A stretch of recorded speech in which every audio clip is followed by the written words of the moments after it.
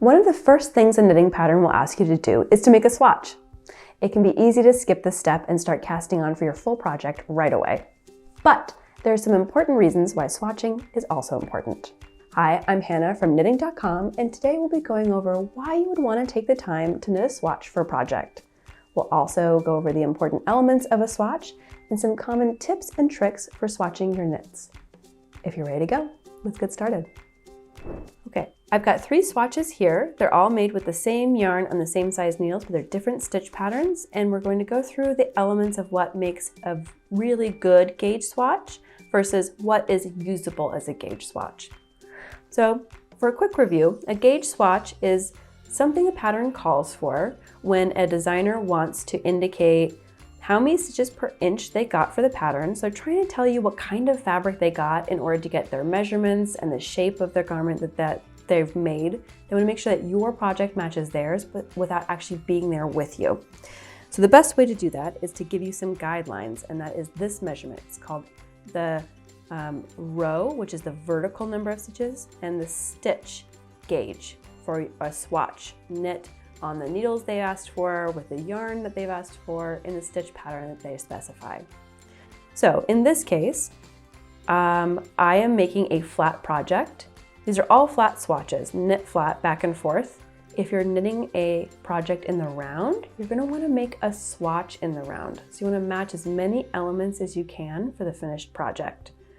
In this case, I'm going to make a stockinette project, which is this stitch, flat. So I have created an area that is stockinette in the center, and in this case I have included a garter stitch border. A garter stitch border in this case is 4 rows of knitting, all the rows, and then 3 stitches on either side that are knit all the time, followed by 3 more rows of knitting. So it's the same on front and back.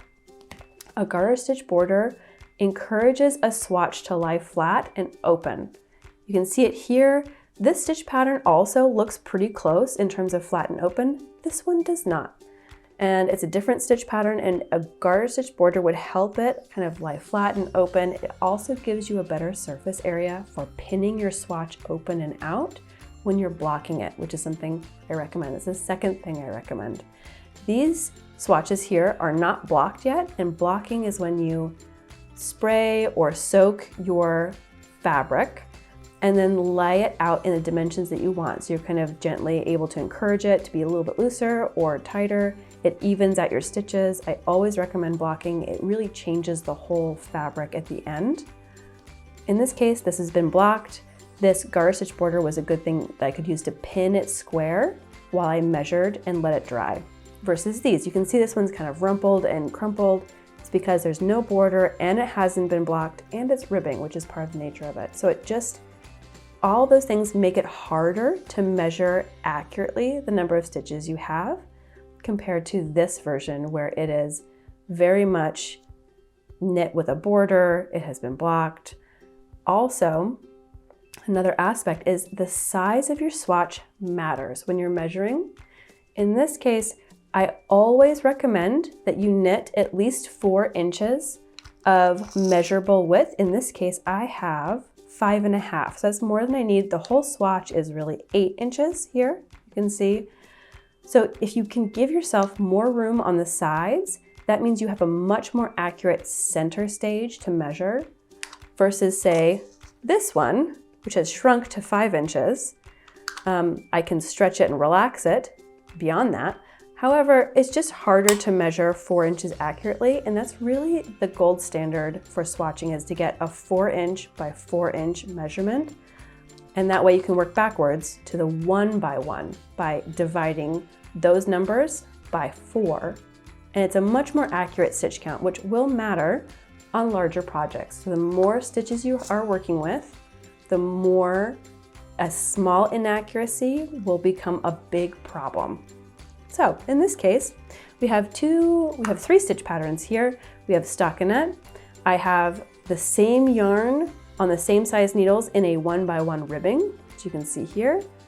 And then I have the same yarn and the same needles and the same cast on number of stitches here in a 2 by 2. So you can see The stitch pattern makes a huge difference in terms of the size that you're winding up with for your pattern. So that's why it's important. If I had a 2x2 ribbed sweater, I can't just convert it to this one. They don't match. And that's why it's important to kind of check to make sure that the yarn you've picked for your project looks good, that the size you're getting is the same. That way, at the end, you won't be disappointed by what you have. There is one thing I wanted to point out here, and that is that when you're doing a swatch, you want to pay attention to what the designer, like how they want you to measure it. In this case, it'll usually say blocked and flat. With ribbing, sometimes it will say relaxed, that measurement, versus stretched to the dimensions they specify. So if they tell you to make a swatch a certain size, they'll tell you to stretch it that much and then measure the stitches. And you can see how in this case that would make a big difference. So if I measured this, I get so many stitches per 4 inches, but if I stretch it, then measure it, it's a lot fewer stitches per inch in that measurement. So that's important to really pay attention to when someone's asking you to do a swatch, or if you're doing a swatch to do your own design. Making sure that you're consistent and taking good notes about how you're swatching and you're following all the instructions really adds up in the end.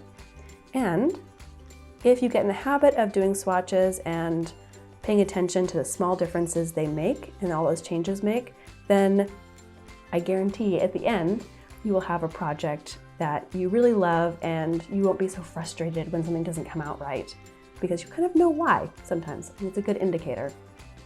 So that's a brief overview for why swatching matters and what makes a good swatch for knitting.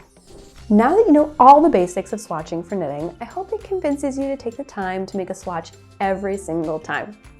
Taking the time to check your work before you get started can save you some serious headaches, not to mention time. If you found this tutorial helpful, be sure to click the thumbs up and leave a comment down below. Subscribe to knitting.com if you'd like to stay in the loop, and check out our other social media channels. Thanks for watching. Until the next one, happy knitting.